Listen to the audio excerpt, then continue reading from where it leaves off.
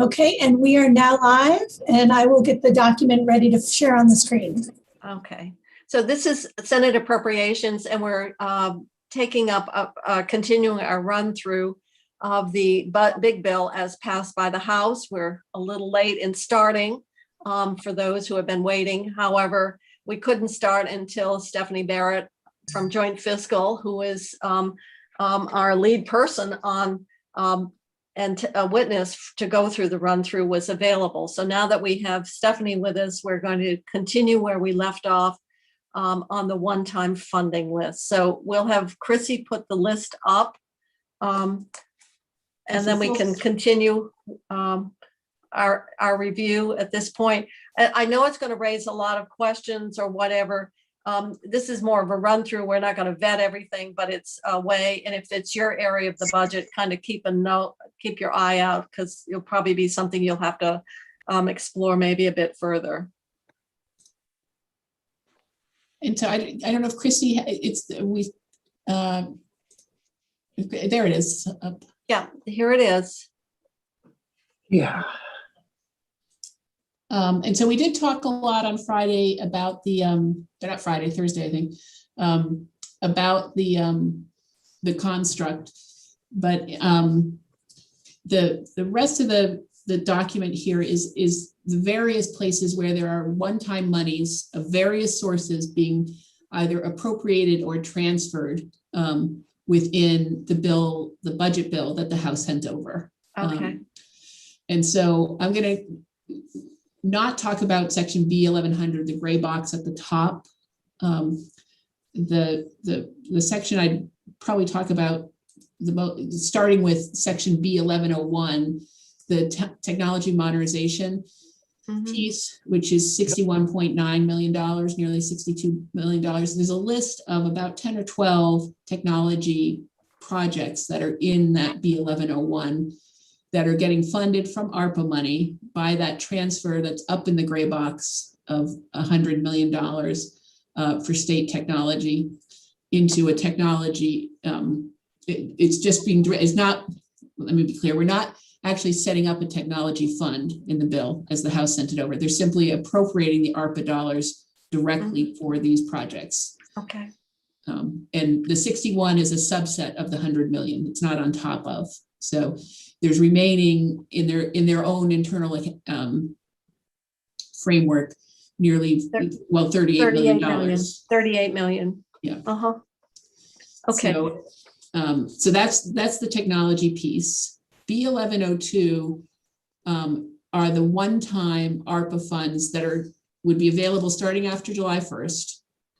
And these are direct appropriations of ARPA funds. And so the first one is Agency of Ag Working Lands. So the House, in combination with the $3 million that's in H315, is adding $2 million here, so that between the two bills for spring and summer and fall, increase or supplement one-time funding to working lands would be a total of $5 million. And that was the intent, to make it additive. Yes. Yeah. Okay. They have $25 million going to the Vermont Symphony Orchestra. 25,000. 25,000. I was going to say that's some symphony orchestra. And that, I think, is to make up for lost revenues and funding sources. They are establishing a $1.15 million pot through the Council on the Arts for grants to go to cultural and arts organizations. Let me ask Stephanie, for some of these, for example, I thought in the bill there was a special allocation for arts and cultural organizations. I thought that something Peter Welch was. So there is sort of a PPP like aspect. It's called the shuttered venues. Okay. I think the main thrust of these grants, out of this 1.15 million, is looking toward the future to be more online, technology, help with bringing up technology at arts and cultural organizations. So what's in the federal bill under the shuttered venue, which I don't know if it was supposed to open for applications, I think a week or two, mid-March or so. I don't know if it's actually opened, but that shuttered venue pot of money was increased. It was in the December bill, and it was, I think, increased by a certain amount in the ARPA bill, but that's for losses, demonstrated losses of Are there documents that were provided to the House that accompanied these requests that we might? I will ask Maria for whether or not, I'm sure some of them do have documents and some of them were probably discussions that came up. Okay, if we have requests or descriptions of what it is that's already been provided to the House, if we could get that, it just helps us understand Okay. What it does or where the request came from. Okay. RPCs. These are RPCs. These are, I think it's an $85,000 per RPC grant.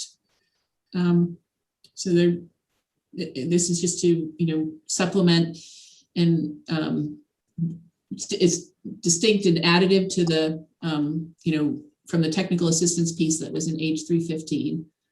It's additive to it? It is additive to it, yep. And it's a per RPC grant.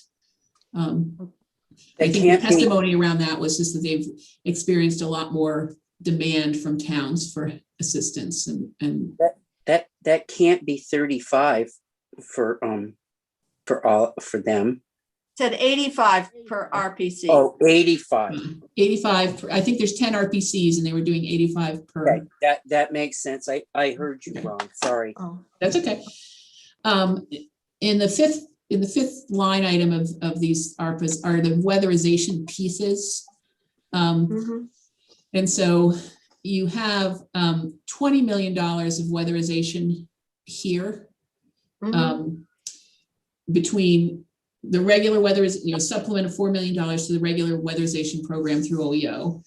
VHFA for Vermont Warms at $9 million. A $5 million weatherization incentives through Efficiency Vermont, and then workforce development monies through Efficiency Vermont as well. And so those total $20 million here. When we get to the transfer section, you'll see there's another $10 million for setting up a revolving loan fund for municipal projects. That's through BGS. So, all right, so I'm gonna, we've got to take that piece and look at S109 and how we meld the two. And so I know, Rich, you've spent a lot of time on that, so we don't need to do it right now, but we need to look at. Yeah. Okay. I do have one question. Is this just a swap out of the general fund dollars? So they're applying this $20 million is being applied to these things. The governor had, I think, 25 million or 25 million plus his clean energy development fund dollars.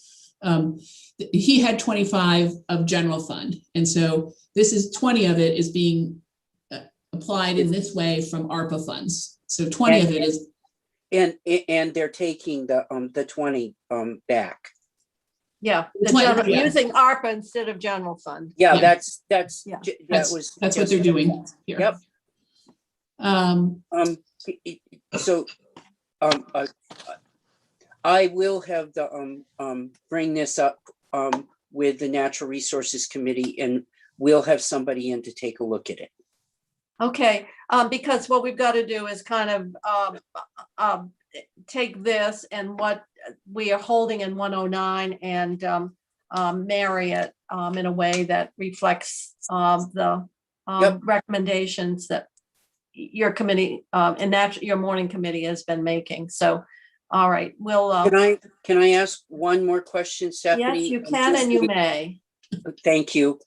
My question really in this is, is part of what we did in 109 was 10 million to start the community solar projects to help those low-income individuals swap out, and it would really end up subsidizing their bills, their electric bills for the long term.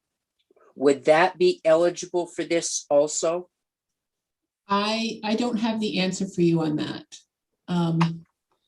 We were I- hoping we could even use that rental assistance money for those that are renting, but did you say that 10 million was somewhere else? Yeah, we'll get to that in the transfer section at the bottom of the second page. Okay, then, sorry. So But it's that's, still there. but that is not the community solar. I just want to be clear. The community solar was out of basically the Clean Energy Development Fund.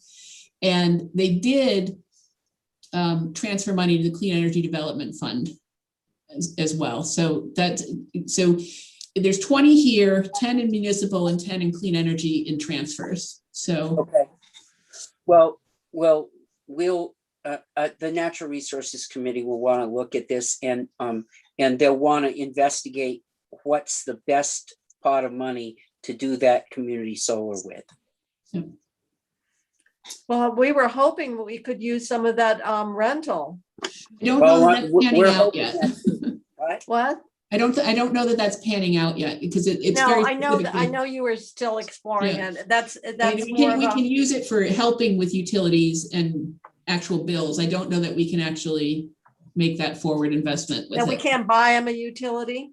Well, it would last them longer if we could. All right. Well, I was just trying to do long-term investments, but Yep. I knew it was a stretch, and so it's just it's probably nothing we want to build our house on. Well, we will take a look at that and come back with a recommendation. Stephanie, is it possible? I don't know whether we could, for the purposes of natural resources, because the money's scattered in a variety of We places, can pull is it possible to put it all all together on? and put it in one place. And so Yes. it's all the language that's in this bill and their various pieces of, Yeah. yeah, I That think would be awesome. that would be helpful for the Yeah. committee to, we'll do that. Um, That's an easy okay. thing to do. all right, thanks.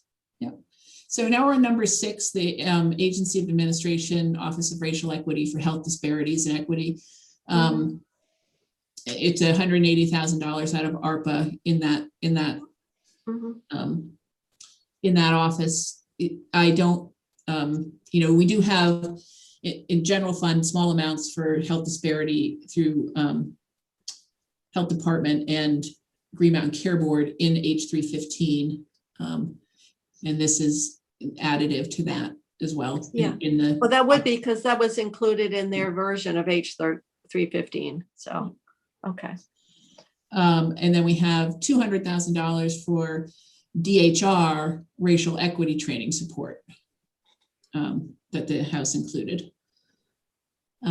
This is all out of ARPA still. And then we have to the state's attorney a total of a very specific number, $474.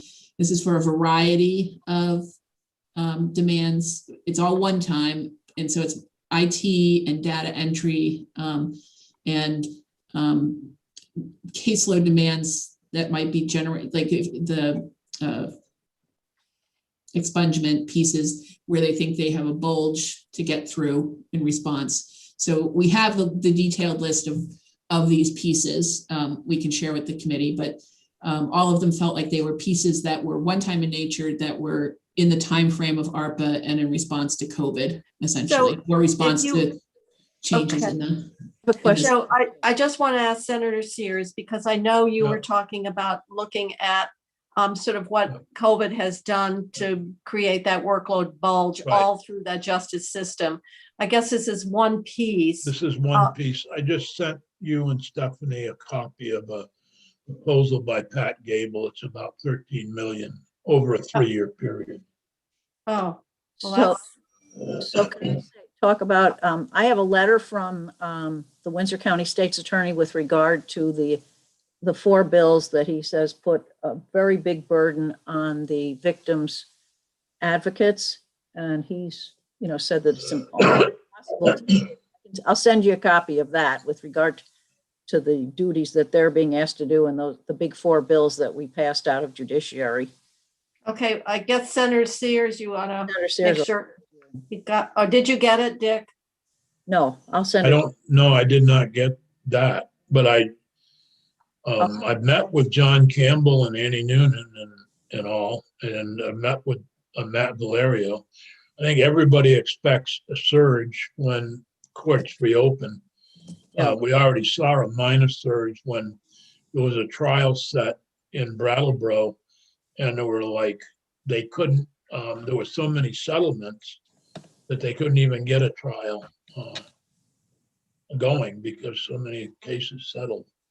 And once those settled, then you've got this backlog of sentencing, et cetera, et cetera. All right, but this seems to be related to legislation that we passed more than I Not COVID. entirely, not entirely. This is a No. variety of, No, um, I'm talking about Alice's email from the Windsor. oh, I'm State sorry. I thought you were Attorney. talking about the state's attorney's dollars. there's a problem between the victims, Center for Crime Victim Services and the state's attorneys.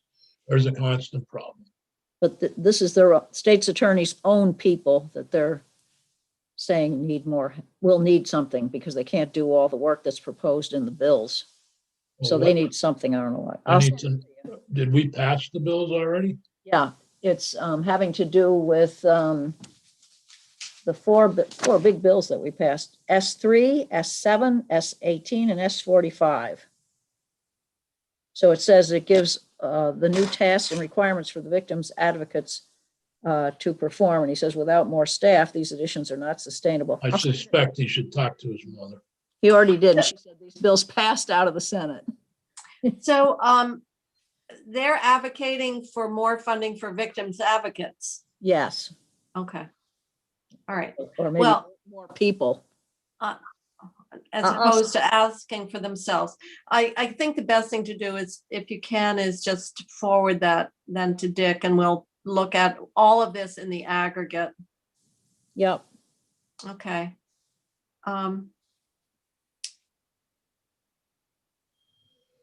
Let's keep going. Okay.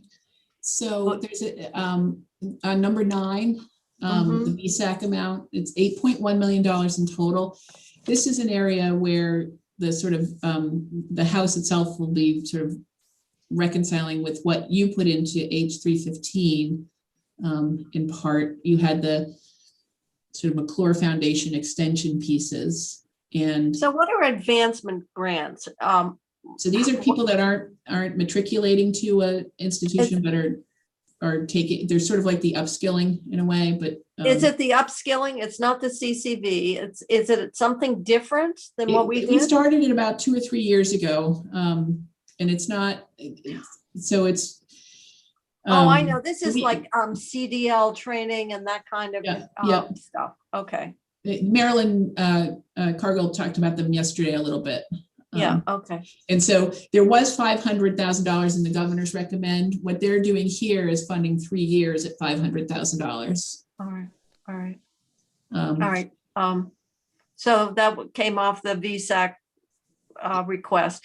Yeah, they do a lot of good training. I know they did a CDL training, of which there's tremendous shortage. Yeah. All right. So aspiration grants. So in that 2.1, is that, can we tease out some of what we did in 315? Is that what you're saying? Well, I'm just wondering how you have pieces, you have the McClure piece that runs in 315. And I don't know if either advancement or 802 opportunity grants, or if there's any overlap with what you've done, or if they're all. No, I don't think advancement grants are the same as the No. McClure. No. Aspiration certainly isn't, and opportunity grants. The opportunity grants, I think, are a little. Okay. And so that's what needs to be sort of. And we did 2 years and they did 3. You did 2 years I think you did 2.8 million. Or I thought we did 2.1. only 1 2.8. year. No, in the fast bill, we You did did two 1 year. classes. Yeah, Classes. we did 1 year in the fast bill, but we had recommended to. You're right, we That's did right. 1 year. You did 1 year, but two classes. And I Yep. don't know what the opportunity grants.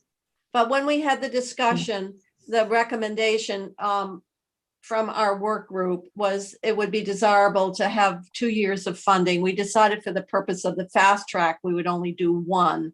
That's And then correct. look at the second year as part of the big bill. But I think Yeah. we need to make sure that we, if there's some overlap here. Yeah.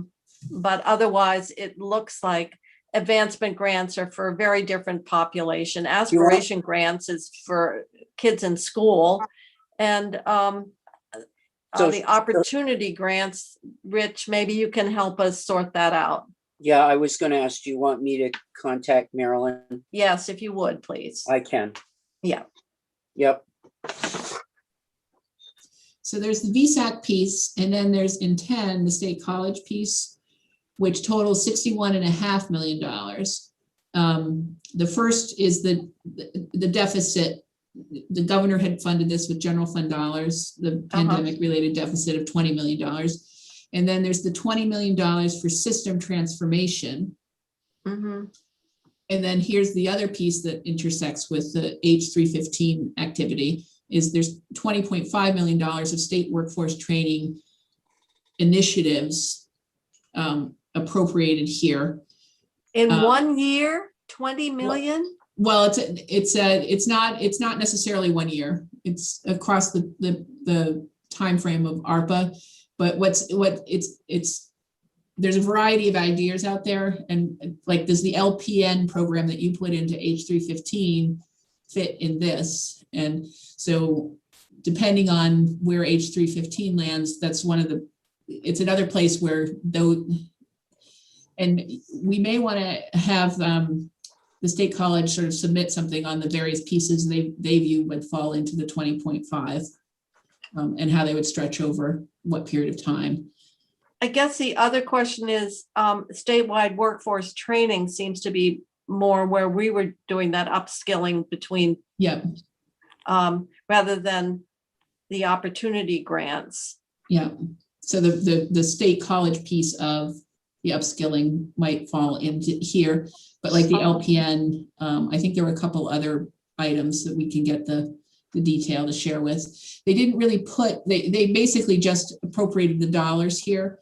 There wasn't a lot of language that went with this piece. They just appropriated it and, okay. And then Well, there's one last piece. Yeah. We may want to flesh that out a little bit. Yeah. And then there's one last piece of increased operating costs of $1 million of one-time ARPA funding included here for the year. And this, this is the ARPA one-time dollars appropriated. The system transformation dollars would also stretch across several years. They'd use a portion of it in 22, I think about $8 million. And then over the next 2 years or 2.5 years, draw down the rest of that. Okay, so they're just really putting a fence around that amount to deal with 3 years of transformation costs. Okay. I probably should print this baby off and be doing annotating as we go along. Yeah. And so, and number 11 is UVM, and this $2.2 million covers two things: 2 years the Office of Engagement, second year of the Office of Engagement, and then also the cost to keep the room and board level, the charge for room and board level at UVM. All right, that was one of their requests. One of their requests. They had a bigger slate of requests. Well, that came through in the second round. Yeah. They added $2 million for the microbusiness Embrace program.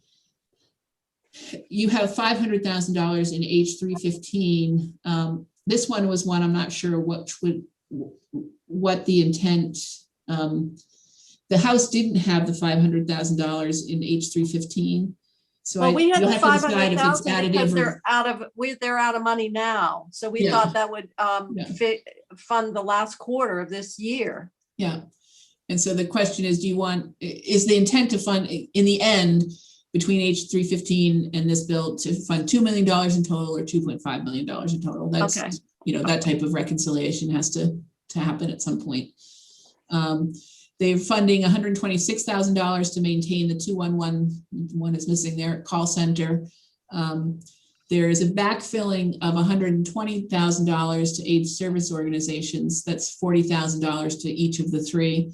There was some reshuffling of Ryan White monies in the current year budget. And so this is making up for that reshuffling of monies that was redirected away from AIDS service to another purpose by the health department, not a different, away from the grants to the AIDS service organizations.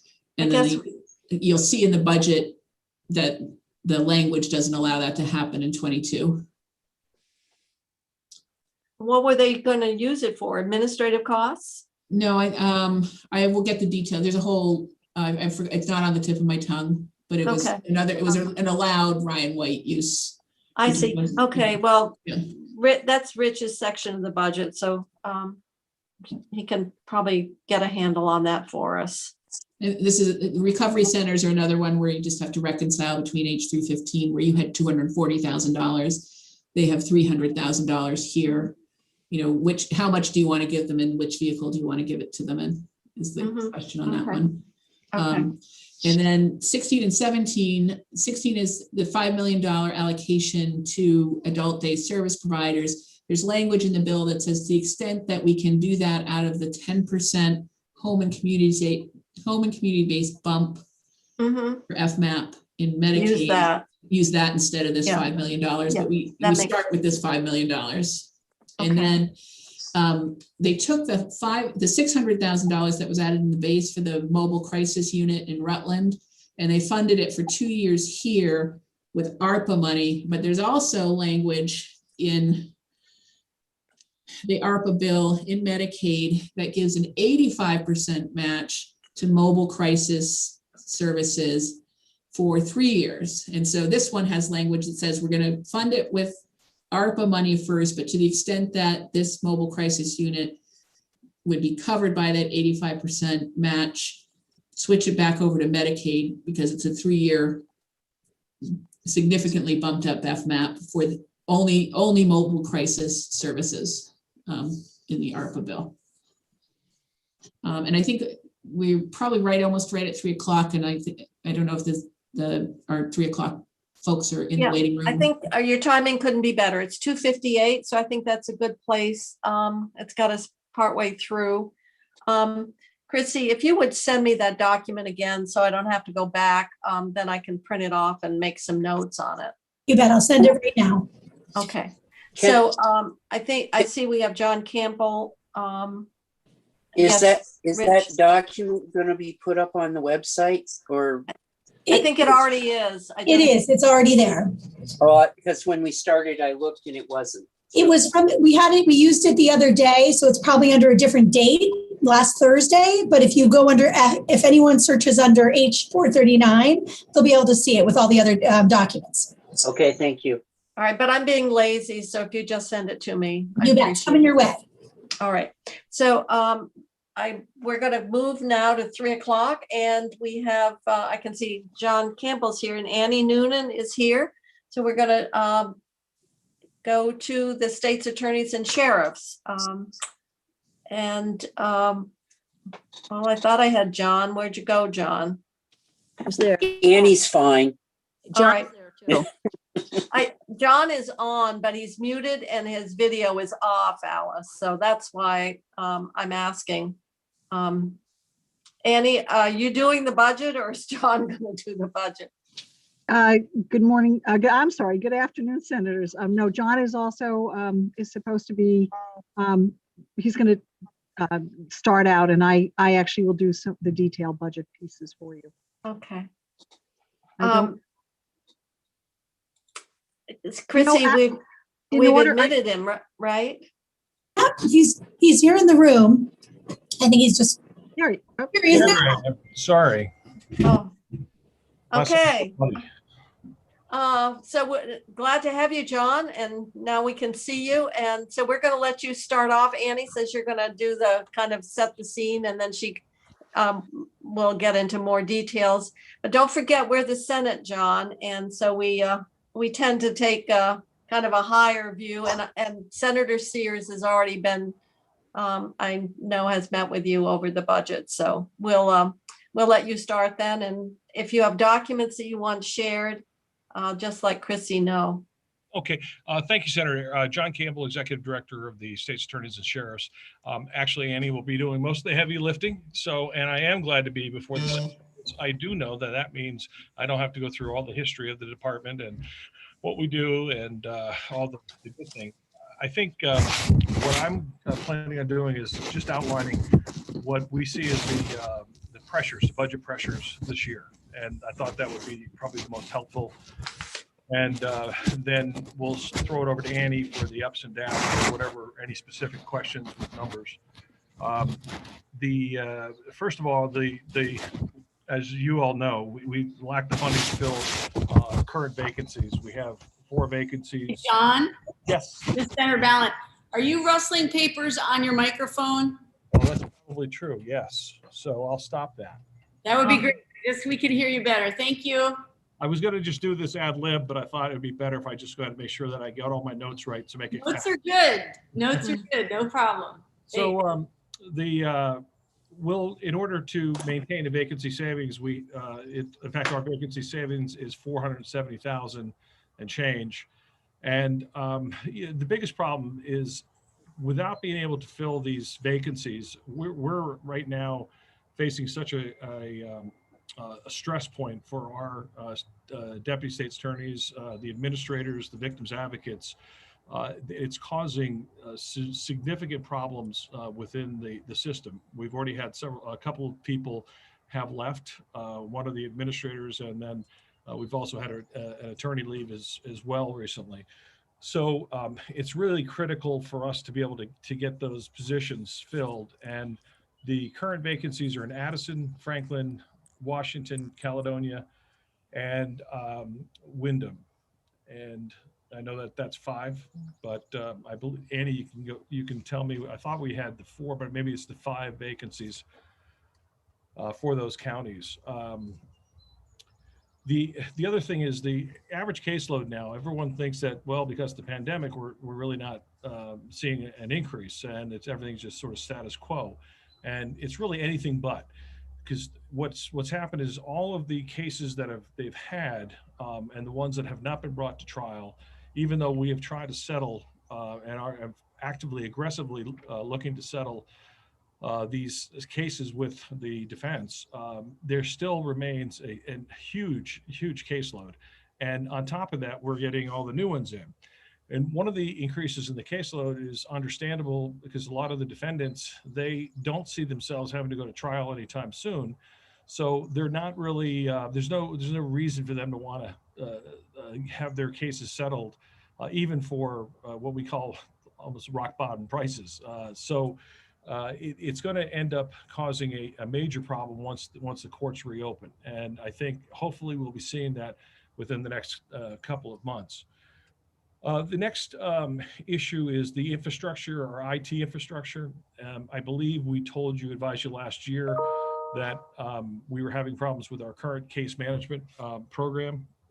And the company, the current vendor, which is JTI, they've advised us that they're no longer going to support our system. In fact, it started last month, where they no longer are providing us with any security updates or any other patches because we did not commit to transitioning to their new product. They have a new product that they wanted us to buy.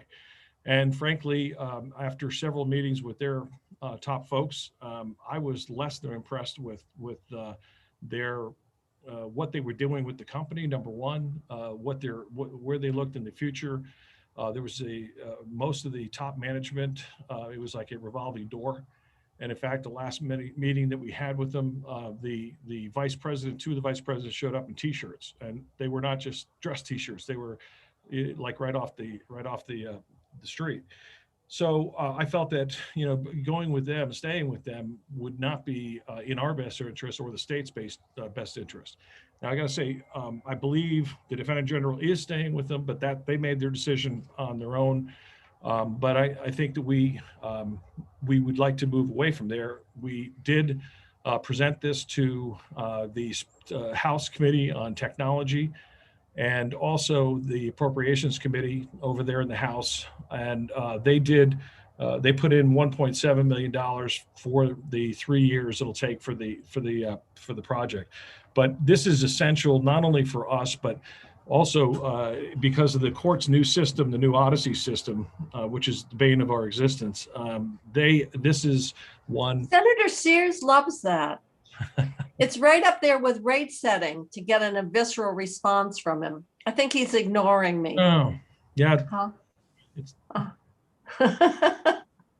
it's So this is my second time through this testimony, so I'm not gonna, I'm looking for something else within their budget.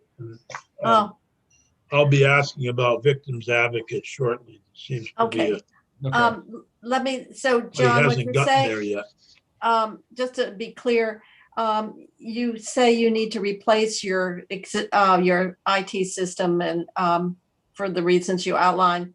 It would take 1.7 million for the replacement system, and Yes. that money has been budgeted in the House.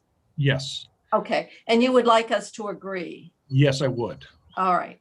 And yeah, if we could, and again, I wouldn't be asking if it wasn't essential, but the fact that we don't have the security patches, that in and of itself will create a problem where the state's ADS system, they don't want to, be hosting us with if we don't have our updated safety patches. So you'd be working with ADS on a replacement system then? yes, we would. We have identified a couple of vendors. I believe we're going to have to do an RFP. I'm going to let Annie talk about that. And I'll tell you, one of the vendors that we're looking at is actually the vendor for the court system, which is Tyler Technology. And as bad a rep that the Odyssey system gets, I don't believe, and I've done a lot of research on this, it's not Tyler, it's not the manufacturer or the vendor that I believe is at fault. I think it's the judiciary. When they were implementing and designing the system, they never spoke to any of the end users. They never spoke to us, the Defender General, the private bar. So they went ahead and designed a system where they didn't really have a clue. Some of the people that were designing it didn't have a clue of what our obligations, jobs, and special needs were. So I can move on from there unless you have a question. No, I want to know the House, you made your request, the House supported it and you'd like us to. So we'll keep moving. Okay. The next one, I'm going to defer to Annie. It's the union contract, the implementation. She's got that, the specifics on that. So Annie. Right. So I think most of you recall that the negotiations for the first contract for our employees didn't start until January 29th. And of course, our initial budget paperwork was already in. We started at VSEA's request on the 29th. They then took a 3-week hiatus. We got back to bargaining. Long story short is we didn't conclude negotiations, even though they were amicable and there were no problems in terms of we didn't need to go to mediation or fact finding. We did a very amicable negotiation, but we didn't conclude until May. And at that point, the legislature was already into establishing the skinny budget. We basically had no ability to budget in 21, and that has put a tremendous pressure on us for 21. We're anticipating a little relief in 22 because we've been able to at least absorb through the Vantage roll-up our salary pieces for that. I will say that in the estimate of our end of the year this year, were it not for the fact that the courts have been working remotely, and that has saved us a significant amount in mileage, witness mileage, and some of those expenses, we would be in very difficult shape right now because of the impact to the 21 budget for the cost of the contracts. So what was the annual increase that was negotiated? So our employees received the $1,400 that the executive branch received plus their steps. But in addition to that, there were costs associated. We had to develop a totally separate long-term disability policy because unionized employees get kicked out of the state's policy. We did an upgrade for our administrative support staff, which are, our secretarial and administrative staff were upgraded to, and that cost us $117,000. We had to increase our after-hours coverage stipend for our attorneys to basically become competitive to the Defender General. They had not had an increase to that in quite a number of years. And we had to budget some stipend money for the amount of overtime that our deputy state's attorneys so are due on a regular basis. None of them are working 40 hours a week. And I know that that's not uncommon for a lot of state government employees are working way more than that, but many of them are eligible for overtime, and none of our employees who are non-FLSA are eligible for overtime. So the cost to us of the union contract that we had to absorb was $287,000 in our FY21 budget. That was unbudgeted costs. So that was significant. But you were able to, offset some of that because of the, yeah. We were, well, that's what was that the 287 was the amount of money we were unable to offset. So there was more money than that, but we were able to offset the 287. We're extremely hopeful that we are going to get what we need in Pay Act. We've requested $391,000 for Pay Act. And we're really very hopeful. We will be a department that if we don't get Pay Act this year, or a full Pay Act, we'll be in very tough straits. Okay. Okay, Annie, if you're done, I'll move on. Yep. Okay. The next one is basically, Senator Sears, I'm going to hit you on both of your lovely subjects, the Odyssey and then also the legislative changes that have happened. So the last pressure deals with the changes that have occurred over the last couple of years through legislation. And again, I want to be very clear that we support the legislation that has been passed. I mean, there's no question. I think it was a good move. Senator Sears and the committee, the Judiciary Committee, have done incredible work with CSG to really bring Vermont, I think, into the forefront as to reform of the criminal justice system, and also really to look to see how can we go forward in the future and have it financially sustainable. So they've done a great job, but as with every time you make changes, there are going to be some costs and some pressures because you're changing your system. And so the bills that currently are there, this is just the Senate bills. They're still House bills, and God only knows what they're going to do. But the S3, 7, 18, and 45, each one of them are going to come with new tasks and requirements that our offices are going to have to do. Mostly administrative and the victims advocates. They're going to have to do make sure that before certain hearings that the new hearings that have been put out in these bills, that the victims be notified. Also with the expungements or with mental health hearings.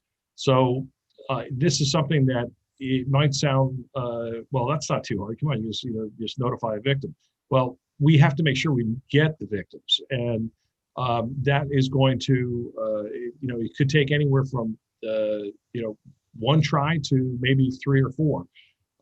And I know it just says reasonable attempts at notification, but I think, to me personally and to my department, it's extremely important to have the victims be a part of the system and a part of what happens, and to understand what is happening to the people who committed crimes against them. So this is significant workload. on the offices, and a lot of the offices, we only have one administrator and one support staff. And then they have mostly, all of them have 2 victims advocates, but this work, the additional work that the victims advocates are going to have to do, it is going to put a lot more pressure on them. And as you know, the victims advocates get funded 2 different ways. And I think Senator Sears, you might want to ask about that afterwards. I'm not sure if that's where you're going, but we'll come back to that afterwards. The other one, which I think is going to be I just, I have to speak up, John. I'm sorry, but I quite frankly, don't see this huge role for the victims advocates in either S3 or S18. There may be in S45 with the change in probation, but I don't know how many. We were assured that it's a very small number of forensic patients, I'll use that term, who would be impacted by S3. I don't think it's a huge number. And S18 is basically a bill that tries to, that's, just is for a good time. I don't see, you're just giving information. Hopefully the corrections department can do the math when they figure it out at sentencing. I don't see either of those bills as going to be major impact on victims advocates. I don't understand.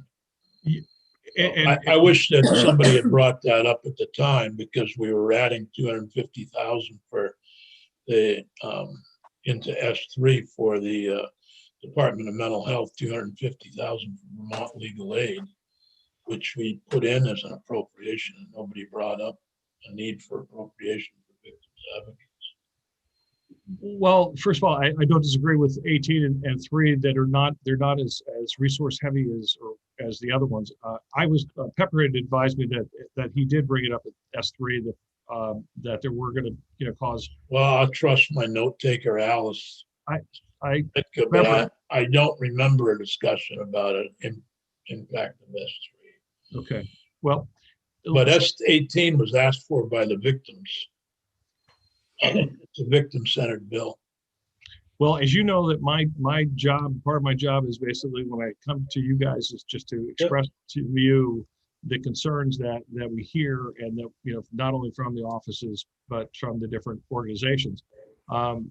However, again, I as you know, I didn't testify on those 2 of the bill, 3 of the bills, and my understanding was that it was definitely brought up. But again, whatever, it is one of the things that I think collectively is going to still, when you're looking at an organization like a department like this, where we have not really been able to increase our administrative staff over the years because of the way the budgets have been, the way they've had to be because of the fiscal insecurity of the state. But it's now, with everything combined, everything is collectively adding up to being problematic and creating real stress. The bigger one also, though, is going to be the expungements. And again, I certainly do not want to have you, Senator Sears, feel that I'm bringing up something for the first time. But no, and expungements, we understand that's a bulge that's going to happen. They'll be gone and you should probably check out the proposal from the courts to try to ease up on the expungement. And I'm sure that, we understand that. I'm happy to look at whatever you have a proposal for. That's one-time money. I'm more concerned with ongoing costs of victims advocates and so forth, which has the double problem of money coming in through surcharges and fines, which has dwindled, and we're not collecting. Either we're not collecting or we don't charge them as much. So, those are double whammies on the victims advocates. And you have that strange funding situation where you have the victims advocates coming out of a federal grant that is run by the Center for Crime Victim Services. And that doesn't cover the cost of any COLA increase. Mhm. So, the way we pay for victims advocates need to be looked at separately, I think. I agree. And, it's one So of those, I'm happy to sit down once again Mhm. for the 13th time to try to figure some settlement out between the Center for Crime Victim Services, the state's attorneys, and services for victims. But it seems to get lost in the shuffle there we have. Well, I'm going to suggest that you put out an offer, and you have, we'll leave it up to you, Dick, to have more detailed discussion. I think anything that lends itself to that one-time workload or whatever we have more capacity to address that. Yep. So it's important if there are things that do lend themselves well to that, sort of, because it represents a kind of either a big chunk of backlog or whatever, that we can look at that as part of the budget and one time, and how we might be able to address it. So I'm going to keep going, because I suspect we've got more of your budget to get through. We haven't gotten through sheriffs yet. So I'm going to suggest that we have you and Dick have more detailed conversation regarding this whole question of funding and victim services. Thank you, Madam Chair. And that's why I'll turn it over to Annie. And just so you know that the last one was the fact that we just saw the court's new, their plan, and their plan would probably, I don't know how we could do it. And I think you'll hear the same from the Defender General. They want to talk about night court. They want to talk about this and that, and a lot of money being poured in there. And I'll just leave it at that and turn it over to Annie. And again, Madam Chair, and for the rest of the committee, thank you very much for. You have to bring back all kinds, Jim Monjon, Dale Gray. I just like the retired judges, will just bring all these people out of mothballs. And hey, I lost Pepper. That's what I mean. When the governor took him, I said, look, Gov, I want 2 replacements and a player to be named later. Yeah. So, I noticed that he did get appointed to the cannabis control board. he'll really do a good job. He really will. I'm very proud of him. Okay, so I guess, Annie, it's been turned over to you. Okay, thank you. I just want to make note that Barbara Bernardini, our fiscal manager here at the department, is sitting in my office behind me with her mask on, but you may occasionally see me turn around if I have a question. And of course, many of you know Barbara. She's done a great job for this department for many years. So let's start with, if we could, with SIU, because I think that's the easiest. And one of the documents that you have probably in your iPads is a PDF that has a lot of numbers attached to it. It's a simple document. It's 3 pages only, and it's Chrissy could throw it up on the screen if she wanted. Thank you, Chrissy. Okay, and Chrissy, flip to the next one. Okay. There you go. Thank you. So the easiest thing on this one is the SIU budget between 21 and 22. There's no increase. It's a completely level funded budget. The manager of the program is and has been for many, many years a contractual position, and administers all the grants, all the reporting, and earns $60,000 a year. That's an independent position. The law enforcement grants are $730. The program supports to each of the county programs is approximately 1.3. Most notable note here is that Mark Mater, who has been program manager, will retire at the end of this fiscal year. I'm working with Sarah London over to look at approval for keeping the position in that contractual relationship, because it's worked very well and has saved the program money, and it really is kind of a special niche. So nothing that you have to worry about with SIU other than the fact that we will have to replace Mark's expertise. And as you know, he has just tremendous background. So that's our big challenge there, will be to recruit and get somebody as good as Mark. Christy, can you go down to the page 3? Thank you. This is the sheriff's budget. A very, very small increase for them, which will work out fine. They really have the COVID close down in March has pretty much, these are for the, our budget with the sheriffs pays the sheriffs themselves, the 14 sheriffs' salary and benefits, and it pays for the 25 transport deputies. We're now currently at 22 transport deputies as a result of some attrition. And we're not filling those at this time until we see what we will need. You're at 22, I'm sorry, you're We're at at 20 22, Yes, Senator Sears, we're at 22. but you're funded for 25. We are funded for 25. We have 25 position numbers. We're at 22 as a result of some changes, attrition. What is the total cost of the 25 transport deputies? It would be about, I'm going to just give you the best guess, and Barb can look at, well, I'm going to say it's about 2.5, probably 2.5 million. And what would it take to change those positions so that we are doing a per diem? I believe that you're going to see a continued drop in the use of transports as courts use more and more transports to court now. I'm only talking about transport deputies are basically transport to court, right? Correct. And There are some extraditions and some other, some civil but by and service. large, it's By and large. transporting between prisons and courts. That is their main. And that I is their think you're main going to task. see a significant drop in that. I would like to propose that we consider a per diem, do away with the transport deputies and allow sheriffs to either bid separately or perhaps one in the north, one in the south, and pay per diems for transports to the courts. Would that require statutory? It would, wouldn't it? Because is that in statute, the state paid deputies? Dick or Andy? I don't know. I'm thinking about that question, Senator.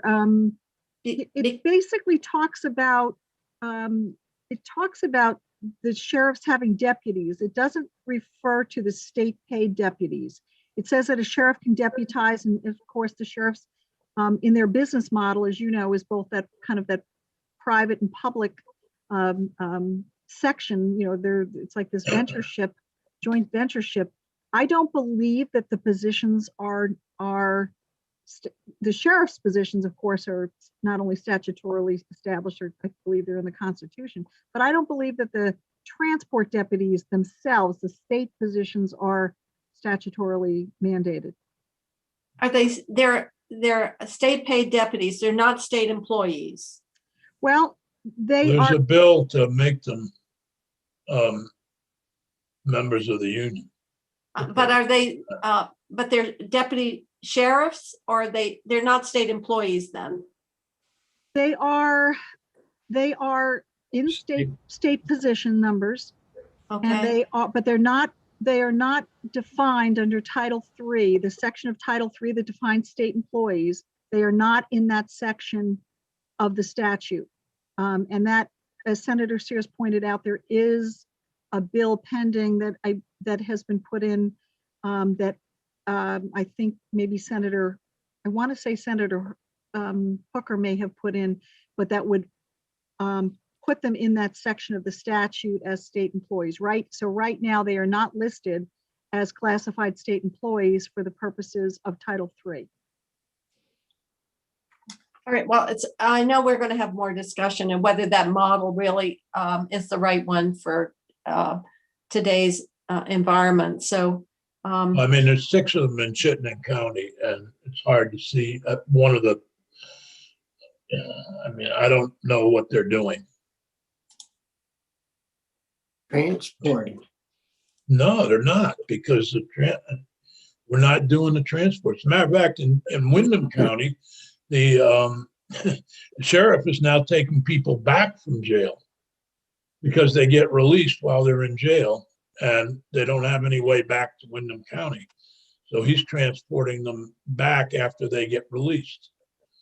So what, Senator Sears, you're correct. So what Judge Grierson reached out to me with that problem and said they're bringing folks up from Windham County up to the Springfield jail for their video arraignments and things, and then they're being released and they have no way to get back. And it's very difficult now because there's public transportation lack, or you can't even get picked up as a hitchhiker anymore because people don't want you in the car because of COVID. So what the judges are doing is they are not, the condition of release by the judges is not, they're not released until they are brought back to Windham County and they are released either at the police station or the courthouse.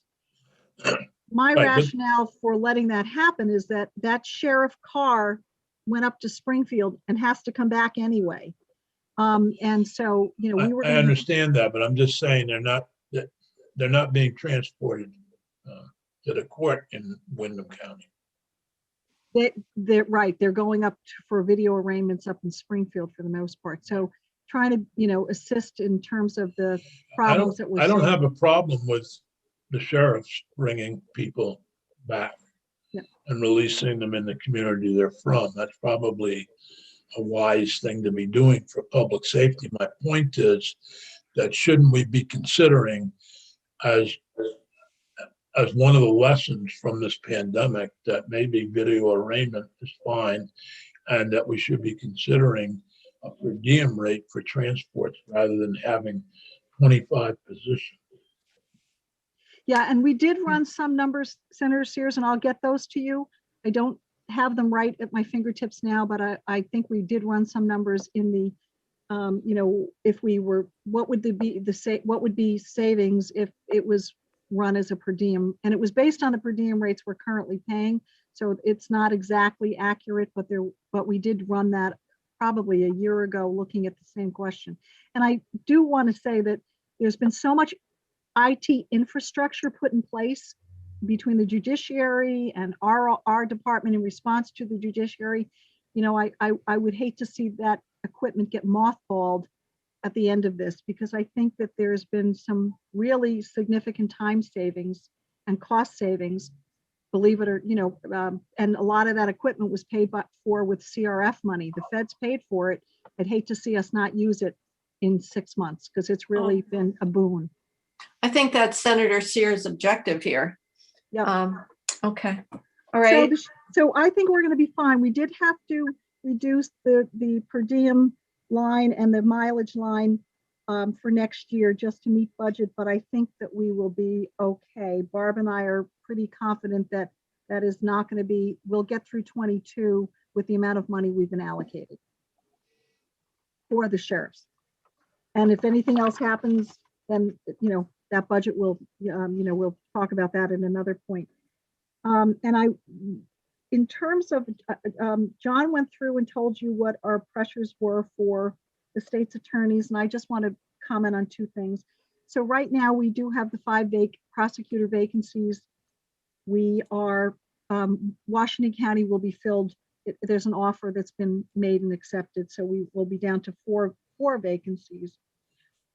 My biggest concern is the vacancy saving number that we had to come up with for the whole department for 22. Our current, in this year, FY21, our vacancy saving number is about 62,000. In order to make budget for next year, 22, we have so little operating.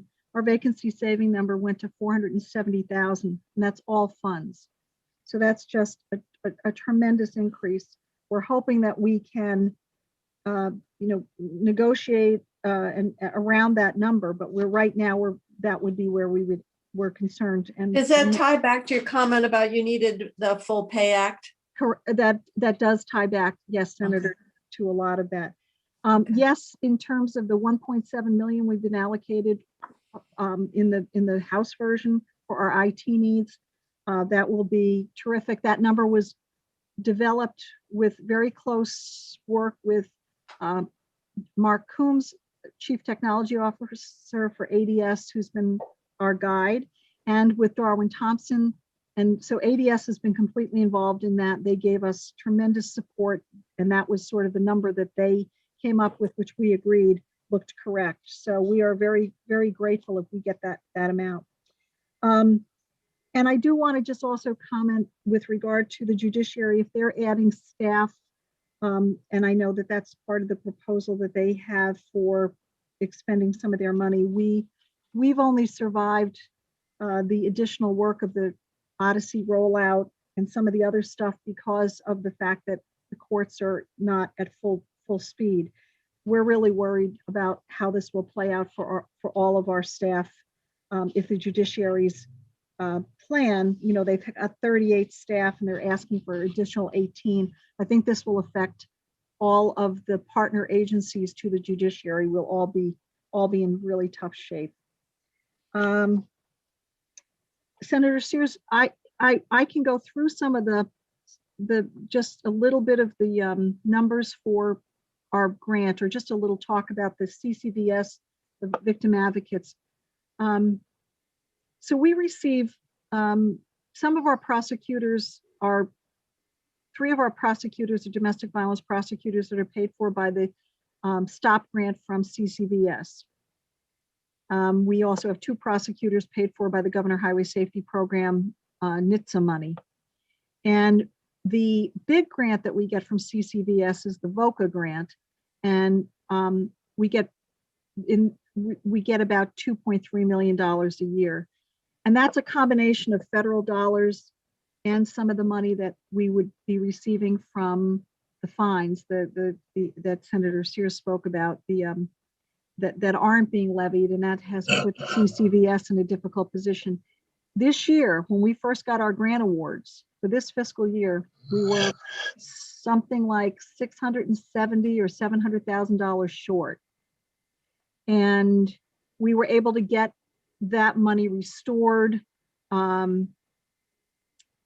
because of the way that CCVS has managed their dollars coming in over a 4-year period. So we are we were convinced early on that we were going to have victim advocate layoffs. That was very, very concerning to us. But we kind of, stepped back, talked with Chris Fenno and Elaine and Jean Nelson and folks, and tried to work out how we would manage, It's an odd arrangement, isn't it? Is it not an odd arrangement? The victims advocates are under the state's attorney. They're hired by the state's attorney, correct? That's correct. And they But were. the funding but your funding comes from the Center for Crime Victim Services. Correct. Which is reliant on federal grants and certain fine and other income, which doesn't come through, and then you're stuck to make up the difference. Well, that's what's happening. I mean, I never quite understood. Shouldn't we just put them under the Center for Crime Victim Services? Well, I mean, the positions are state positions. I understand that. Now, I don't know that CCVS wants to take those positions over, I think. But we've got this odd situation of funding. Yes, and I think the federal money, and they do get some general fund money, and they get some money from fines and all of that. And it is true, Senator Sears mentioned that it's very difficult for the center to keep up with cost of living raises that state employees receive and their steps. And it's been a challenge for them. We are one of the subrecipients from VOCA money that comes to Vermont. But it has been a challenge, and we've had years where we thought we were going to have to furlough people. We've had years where we thought we were going to have to lay people off. So it has been a struggle to identify how to keep this program fully financially solvent. Most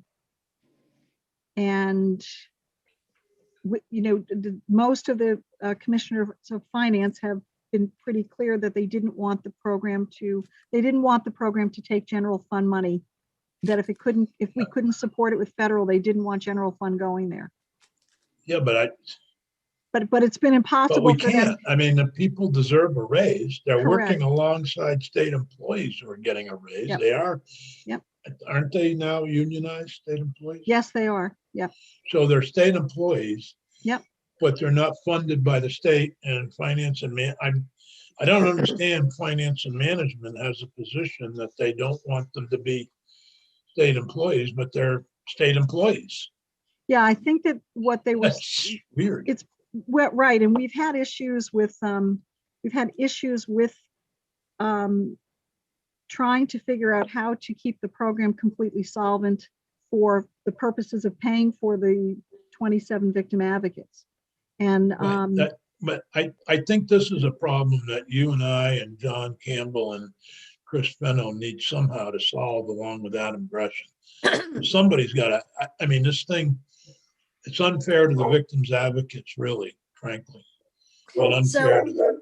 Dick, I'm just looking, you're right. Yeah, I I think know. you're gonna have to have a follow-up meeting on it, because it's gonna, but this is something you've struggled with for as long as state Years. paid Well, deputies. Well, now, yeah, and now it's getting even worse because the funding. Is that Marley? Is that That's Marley? Marley, yes. He's being a tool bag, Oh.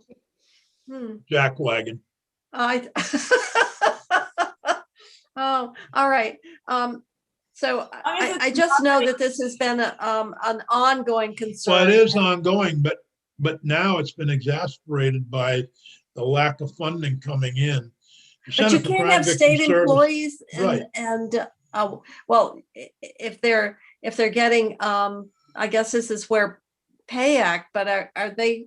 Well, They're- the Center are for they- Crime Victim Services want us to do a study of, how do we move away from fines and surcharges to fund them, which is all fine and good, but it doesn't solve the problem of the victims advocates getting properly funded. So I think, And All we've right, well, been, and we've, I will say this, that we've been able to work with CCVS over the past few years to ensure that, as I said, that everybody received their steps and their cost of living adjustments, and we've not had to furlough or lay anybody off. But I do know, and Senator Sears is correct, that their funding situation has become ever more problematic. And we, certainly support our victim advocates and the critical role they play. they do. And actually, we keep putting stuff in statute.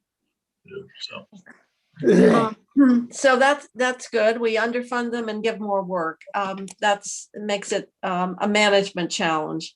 Other thing, I'm just looking, we're approaching 3:45 and we have, believe it or not, the Defender General is coming right after.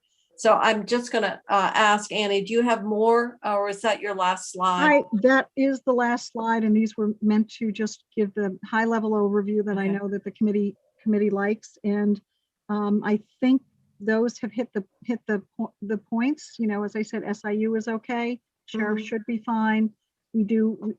Our budget concern is certainly state's attorneys, the state's attorney side of the budget, but I think we can have more conversation. I would say Pay Act is really, really important for this department, since we're building this new contract we're absorbing it in 21 and we're building it out in 22. So we desperately need a full funding of our Pay Act. And I think other than that, we will get back to you if there are any other issues. And I will send Senator Sears the information about if we were moving towards a per diem model with the sheriff's transport deputies.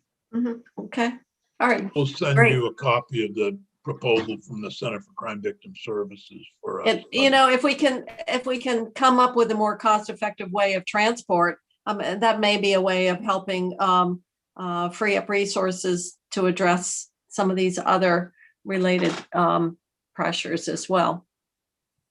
So, Thank you. okay, thank you very Thank much. you. Thank you, We'll see you, senators. Bobby. Nice to see you all. See you later, John. Take care, man. Bye, Becca. All right. Hey, Rich. Chrissy, do we have Matt Valerio in the waiting room?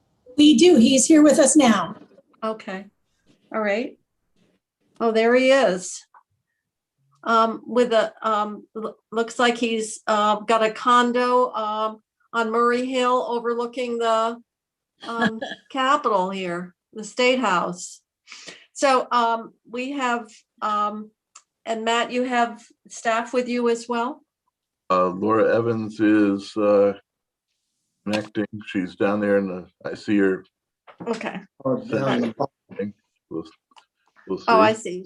All right, she's connecting to audio as we speak. So thank you. And what we're going to do is, as we always do, Matt, is review your budget. We're really interested in sort of the high points, what your challenges are, and we know that there are certain things that are common throughout all the budgets. And I know that Senator Sears has already met with you, so he's got a pretty good familiarity with what you're proposing and what you feel you need. So, and I think that you've got some additional funding in the House passed budget as well. So if you want to speak to that, I'm going to let you take it from here, Matt. Sure, thank you. I am happy to say that for our 21st or for our 20th consecutive budget, we were able to close within budget without budget adjustment, as we have in all of the prior years that I've been on this job. This last year, I guess for everybody, has been unique in so many ways that it's hard to even explain what you would have to do to just keep things together. And that has been the really the focus over the last year, is just to make sure that the infrastructure of the system remained in place, and that we could make what headway we could during this COVID pandemic. It hasn't been easy at times with for any number of reasons, but the bottom line regarding the budget is the governor's recommended budget is effectively the same as last year's budget. It was a level funded budget that absorbed a 3% reduction the prior year, and it included it was $100,000 that they took back and carry forward as well. Now all of that is, you know, difficult to deal with, except of course that the state received an awful lot of federal money to try to fill holes during COVID, and we were the beneficiaries of some of that money, and it did keep the system in place and the infrastructure in place, so that going forward, when this COVID crisis subsides, we're going to be in a position, I believe, to hit the ground running with the cases that we have. The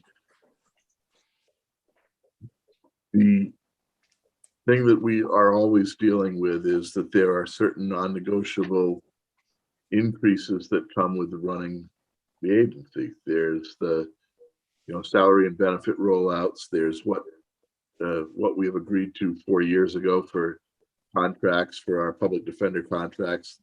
As for those that have been on this committee for a number of years, remember what I try to do at the beginning of every term as Defender General is to negotiate public defender contracts for a 4-year period with incremental increases during that time frame. All of those go to the administration and are signed off at that time.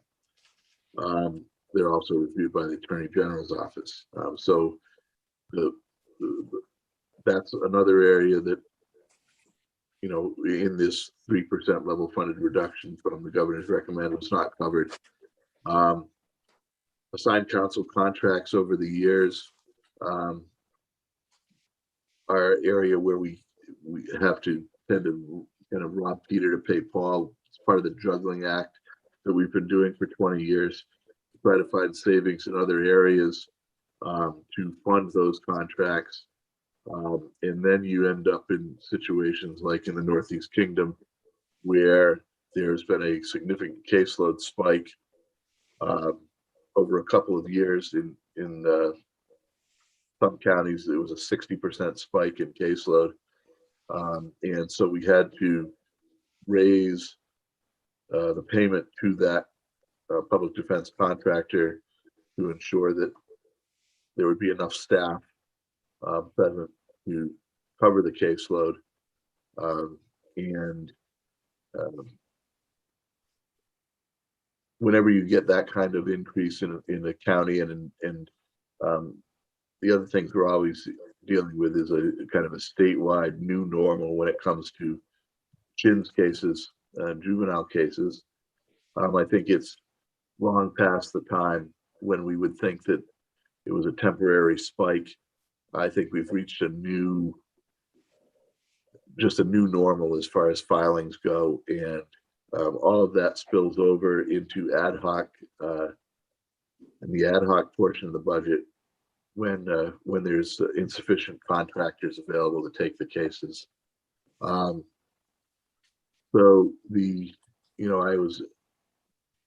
I might always ask two questions, and the first question is, if I had to, could I make things work with the governor's recommended budget? I can always make any budget work.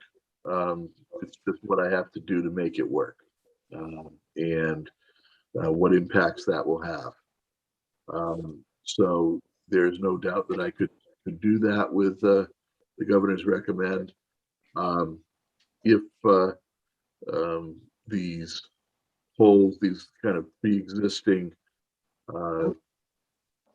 obligations that we have filled, and I've had a memo to Senator Sear that, and also to the House at their request, about what what is the unbudgeted need, and on both the public defense side and the assigned counsel side. And we're talking about approximately $1.1 million. The House basically put in that money, and while they were doing that, something else happened, and it was actually something to our benefit. As you may know, and we talked about this last year, the company that administers Justware, our case management software, advised us on relatively short notice that they would cease supporting that software as of the 1st of July, 2021. And basically what I think they attempted to do is to put us in a position where we had no choice but to go with another one of their products called eDefender going forward, because a transition to another product would be much more costly, and would be probably not feasible in the short term. And as we tried to negotiate the contract, we had put out an RFP, went through all the processes you need to on a big contract, a relatively big contract. It became apparent that JTI was sort of holding us hostage on this issue, and I had directed Mary Diat, who was handling this directly with ADS and JTI, that it wasn't acceptable to be, kind of held hostage in that way. So the House had put in an additional $138,452 in anticipation that we would be able to come to an arrangement with JTI and move forward. They're being, frankly, so difficult in the negotiations. I said we're not going to let them do this. So we ended up searching out some other alternatives, and the alternatives really had to do with some people who used to work for JTI that went off on their own, started their own business. And we were able to talk to them, and we're in the process of still negotiating, but the price for fiscal year 22 would actually drop significantly. And this negotiation makes it so that we can continue with our current software being supported by former JTI employees who have formed a new company, and for support and maintenance, something called Pine Tech. And then there's another company called Ponequent that does the cloud storage of our information. But we'd be able to do this for a total of $41,688 for the year, so that we aren't forced to, we kind of held hostage for a product that was $138,000. We're actually able to save more than what we had previously budgeted, and we're able to save basically $59,000. 58,812 is the number, and we're now put on a equal playing field. So going forward, if we're going to negotiate with JTI going forward about their e-Defender program, they can't basically just shove a contract down our throats and say, this is what you've got to do. So at least for fiscal year 22, we've pushed off any additional expenses related to the case management system. Allows us to keep using the one that we have at a savings as opposed to a $138,000 increase, and allows us, going forward, to be put in a position where we're not stuck negotiating, a $500,000 contract where your only other options are $2 million contracts. And bottom line is, it's going to work out. It's going to work out for us, I think. And if nothing else, we're on an even playing field as far as negotiation. But 6 months ago, when we were developing the budget, and even as late as when we were testifying in front of the House Appropriations Committee, these facts weren't available. That's a good thing.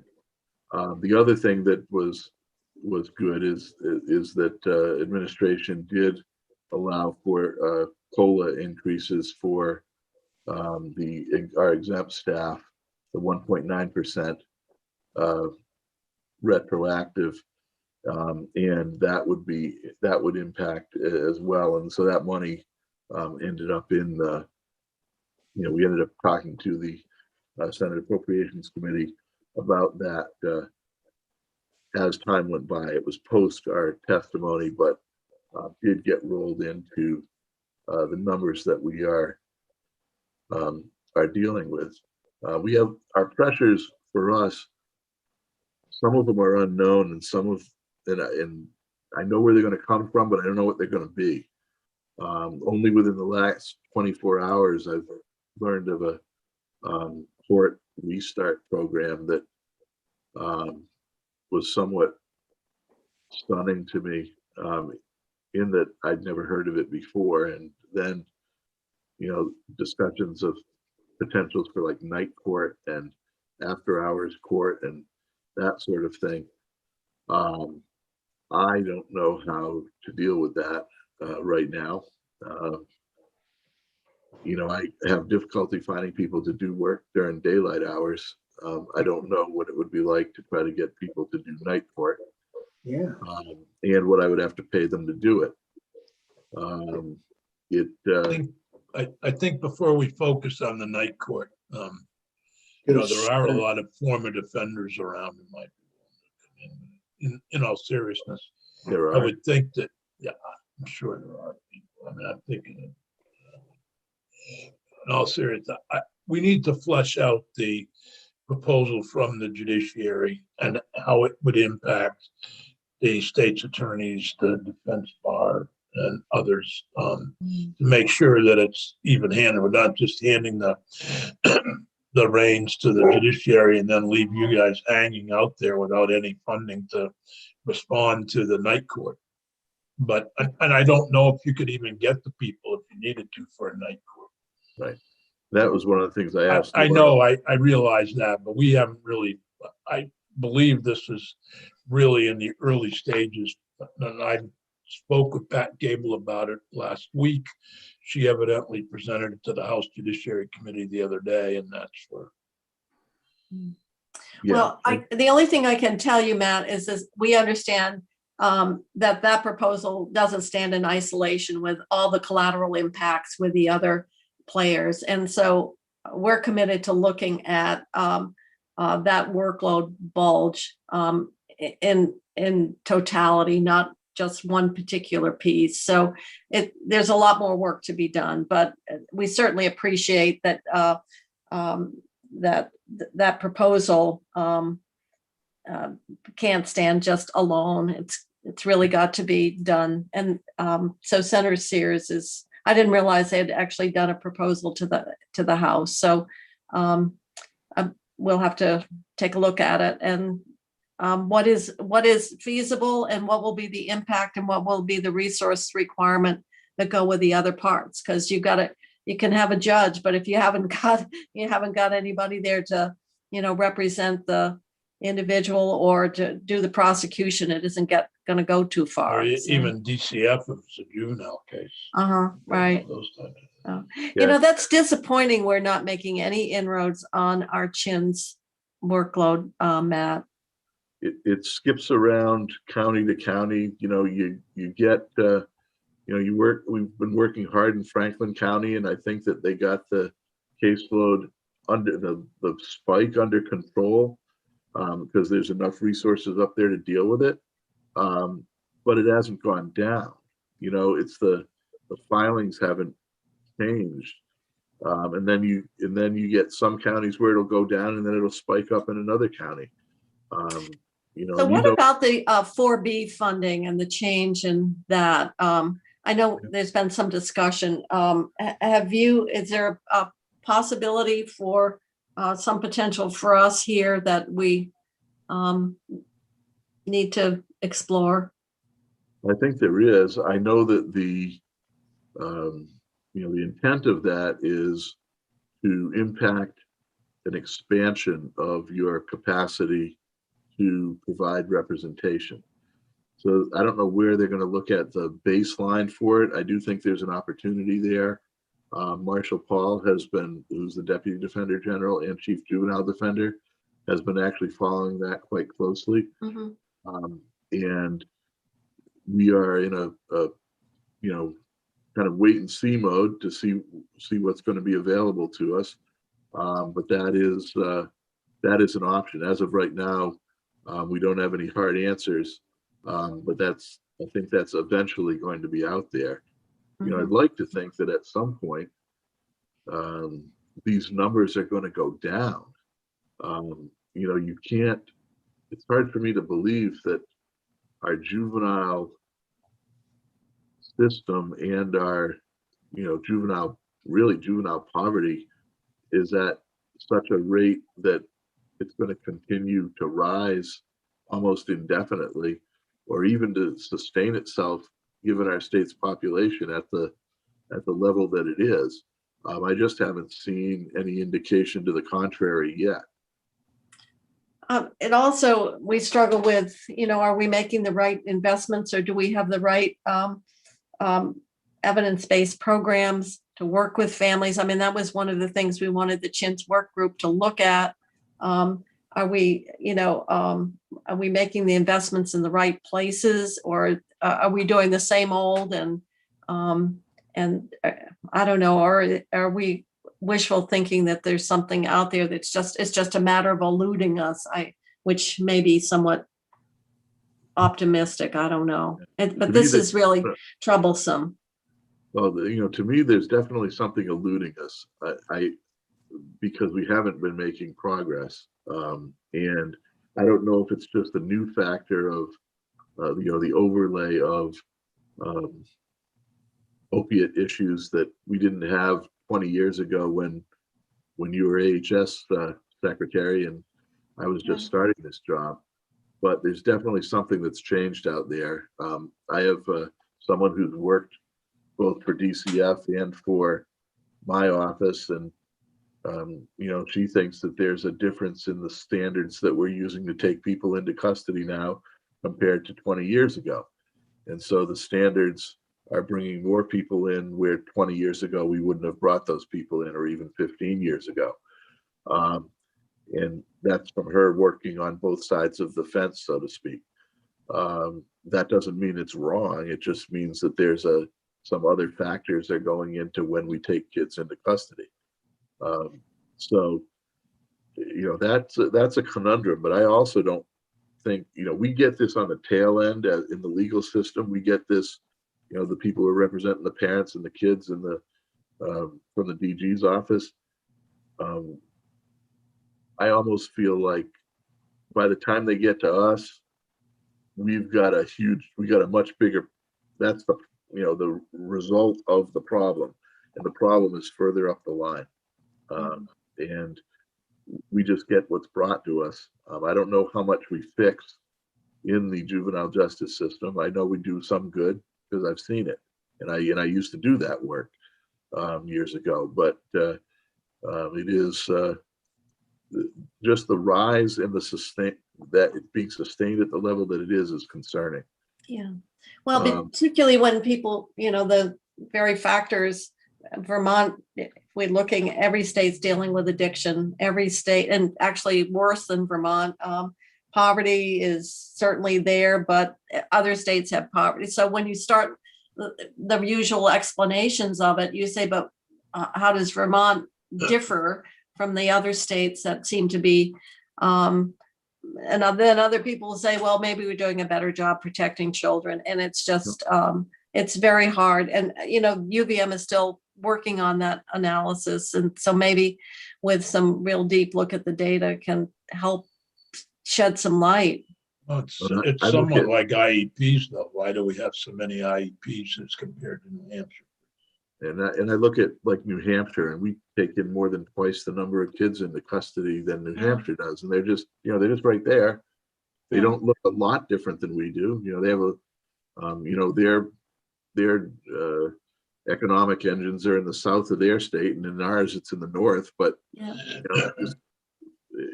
but they're not that different. And no, and actually they have a worse problem with opioids than we do in terms of deaths per capita. Or it used to be that way. But we take more than twice the number of kids into custody, and so you kind of wonder what's going on there. I know everybody's out there still committed to working on it. I know we are, and I know everybody else. There's nobody out there who's not trying, but we definitely are in a spot with that. Yeah, well, we released more money with the recommendation last year from the Chintz working group. So maybe I don't know. At some point, we'll start seeing maybe the impact of that. There was a special home visiting program that was recommended. I don't know if, the status of that, but it's. I remember that being literally a recommendation. I hate to go back to, like, I do keep thinking about your term as AHS secretary, but I remember that home visit program was something that was talked about back then. The more contacts we have with people where we can get them early and keep them out of the court system, the better. And we're still talking about it, but in any event, what I'm trying to do is just kind of keep what we have intact. I think we're going to look at a significant movement of cases as COVID resolves and we can get back to court and start to resolve cases. I think on the good side, some states' attorneys have diverted a lot of their cases, more minor cases, out of the criminal justice system. What that will be and you can go around the state and see who's done that. But I think what that's going to leave us, however, is the most serious cases have backed up, and we'll see those coming through the system in the next couple of years. if we can keep the whole together, I think we're going to be able to handle that. I will say that, you know, one of the things that I think Senator Sears has the memo that I had. I've kind of refined that some to include some of these other issues that have come up. But effectively, what the House did is filled the holes that we identified in the You had an program. 800,000 shortfall in your FY22 budget, 372 assisted contracts, and 100,000 Northeast Kingdom Law. 60% increase in their contract. I suppose that's Northeast Kingdom because of Star and Kitchell, but I don't know. That's just the name of it.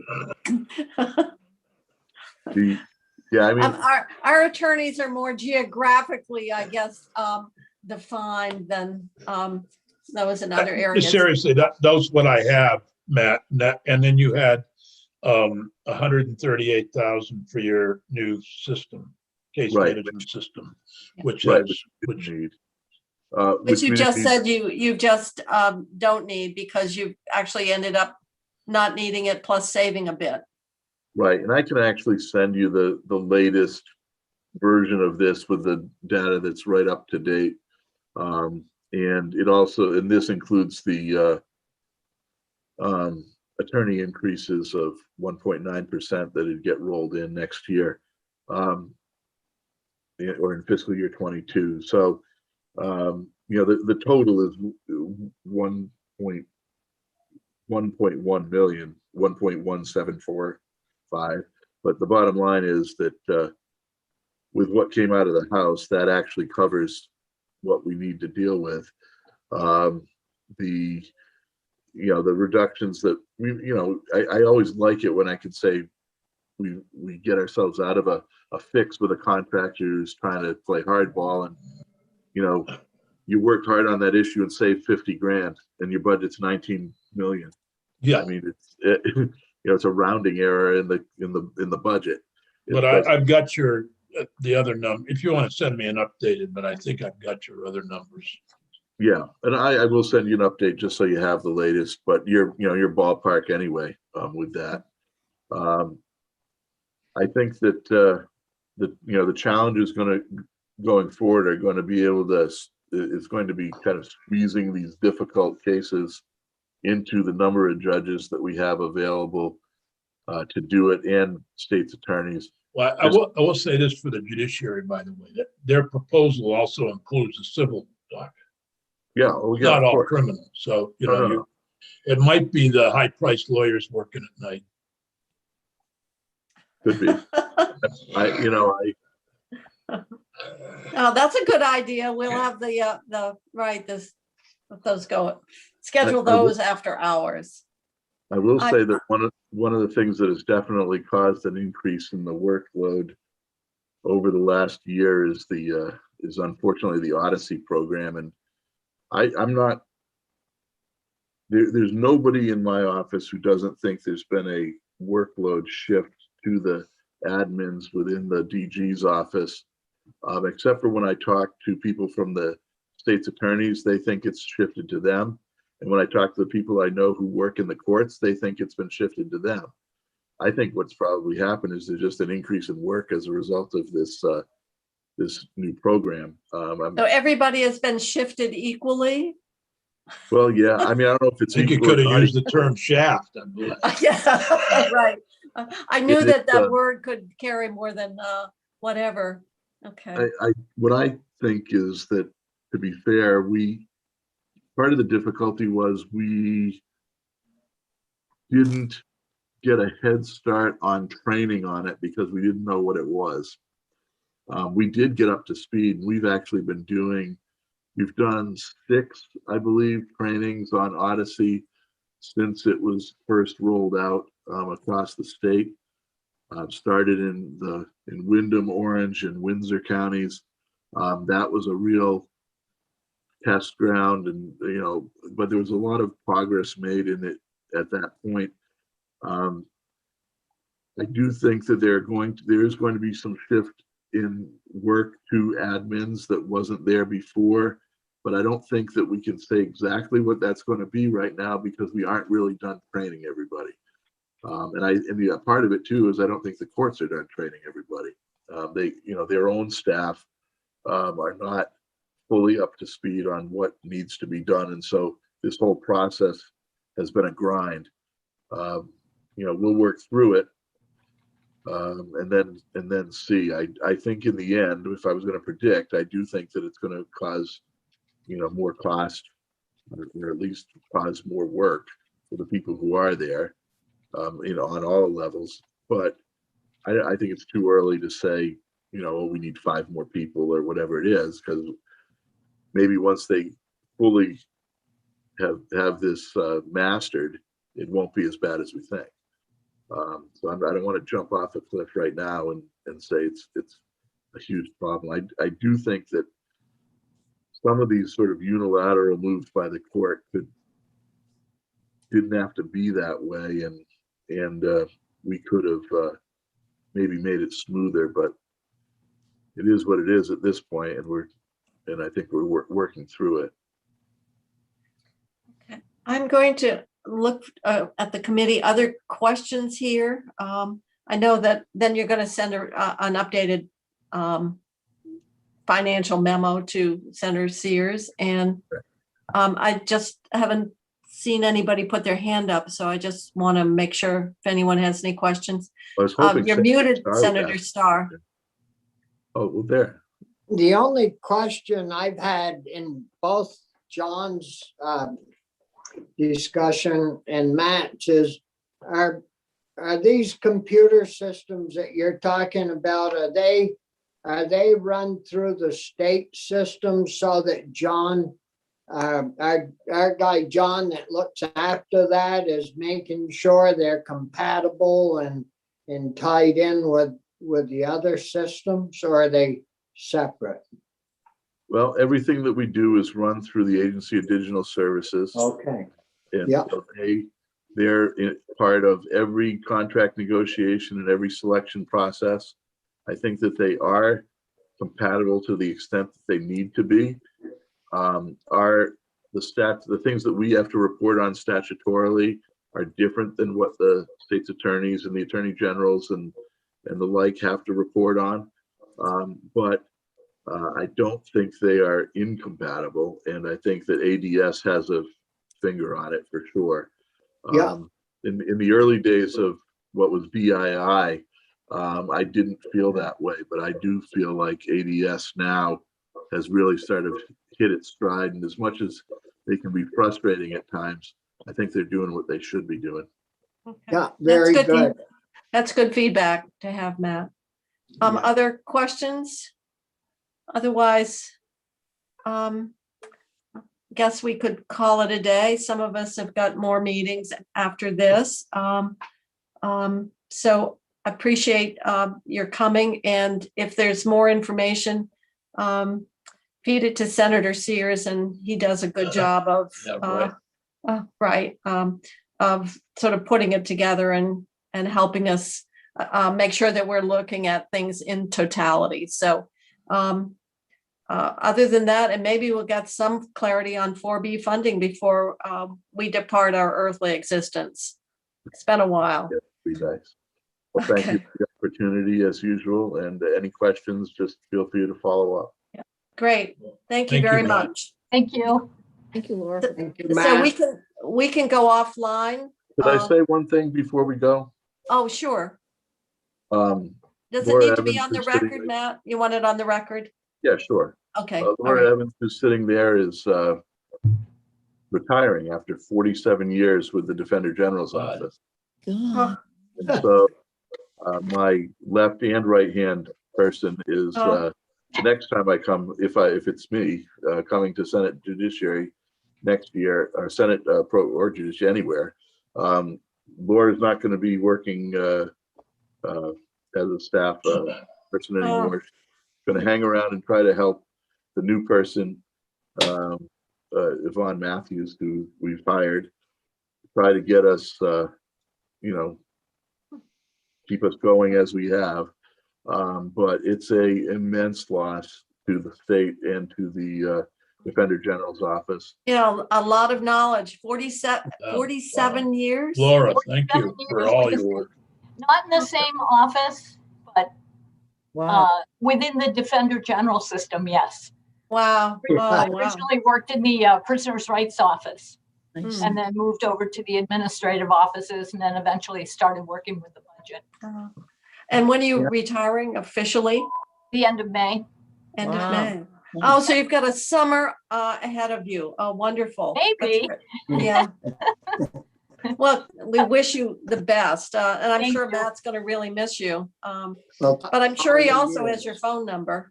Oh, he does unless I change my number. Wow, Right. thanks for all those years. My gosh. You're Yeah. welcome. Mm. Nice comments. anyway, well, thank you. Yeah, thank you for All letting us know that, Matt. Good. All right. That's great.